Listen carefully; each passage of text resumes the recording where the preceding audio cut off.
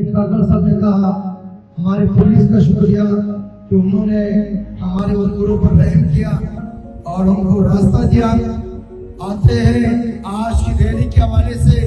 عزیز ساتھیوں، جیسے آپ سب کو معلوم ہے کہ امت مسلمہ کا لیڈر عمران خان اس وقت جیل میں ہے اور اس پہ جتنے نامنیاد کیسز انہوں نے بنائے، آہستہ آہستہ اس میں اللہ کی کرم سے رسوا ہو رہے لوگ، شرمندہ ہو رہے لوگ، اور وہ واپس وہ کیسز لینے پہ مجبور رہ رہے ہیں.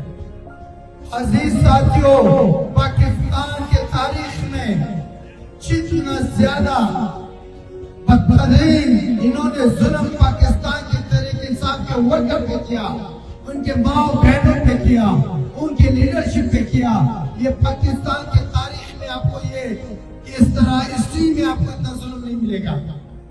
پاکستان تحریک انصاف اور عمران خان کا ایک ہی جو ان کے نظر میں وہ غدر ہے، وہ ایک چیز ہے، وہ پاکستان کی خود مختاری چاہتا ہے، آزاد پاکستان چاہتا ہے، وہ امریکہ کی غلامی نہیں کرنا چاہتا، وہ اسلامک بلاک بنانا چاہتا ہے، وہ امت مسلمہ کا لیڈر ہے، وہ تمام مسلمانوں کو اکٹھا کرنا چاہتا ہے. وہ یہ کہتا ہے کہ اگر قائد اعظم رحمت اللہ علیہ نے یہ پاکستان بنایا جس کا مطلب ہے لا الہ الا اللہ، تو لا الہ الا اللہ محمد رسول اللہ جب کہے تو امت مسلمہ کی دلوں سے وہ خوف ختم ہو جاتا ہے، اور جب خوف ختم ہو جاتا ہے پاکستان اسلام کا قلعہ ہے تو ان کفار کا ہر وقت مقابلے کے لیے تیار ہے. لیکن بدقسمتی سے اندر کے غداروں کی وجہ سے آج ہم پابند سلاسل ہیں.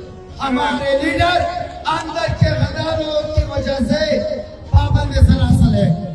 ہمارا یہ احتجاج بھی جاری رہے گا انشاءاللہ.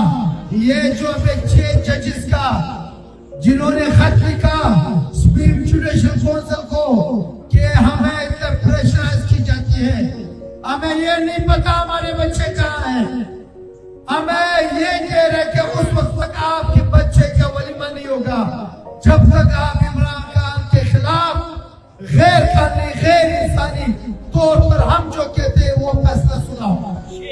لیکن سلام پیش کرتے ان ججز کو جنہوں نے اپنے ضمیر نہیں بھیجا.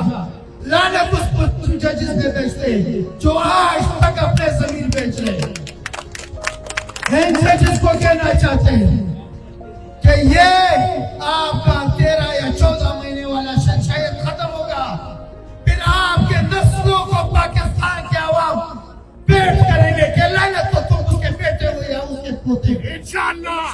تمہارے خاندان کے لوگ لعنت بھیجتے جنہوں نے پاکستان کے لیے قربانی دی ہے، چاہے وہ افواج ہو یا سیاسی لیڈران ہو یا قبائلی ہو یا ہماری مائیں بہنیں، آج بھی وہ پاکستان اور مسلمان کے دلوں میں زندہ ہے. اور جنہوں نے پاکستان کے ساتھ نجس کی، پاکستان کے ساتھ غداری کی، انگریزوں کی غلامی کی، انگریزوں کے کتے نہلانے والے، آج بھی ان کے پوتے کو اسمبلی میں لوگ جو ان کو اٹھانے دیتے. تو لہذا ہوش کے ناخن لو، امت مسلمہ کے لیڈر کو ریاض کرو. اور یہ 6 ججز کے حوالے سے جو خط ہے پاکستان تحریک انصاف فل کورٹ بنانے کی استدعا کرتی ہے، اور یہ ہم آپ کو کہتے ہیں اور آپ نے بنانا ہوگا کہ ان کی انکوائری کی جائے. تو لہٰذا سب کا شکریہ ادا کرتے کہ آپ لوگوں کو بڑی مدد مل رہی. آپ سب کا شکریہ.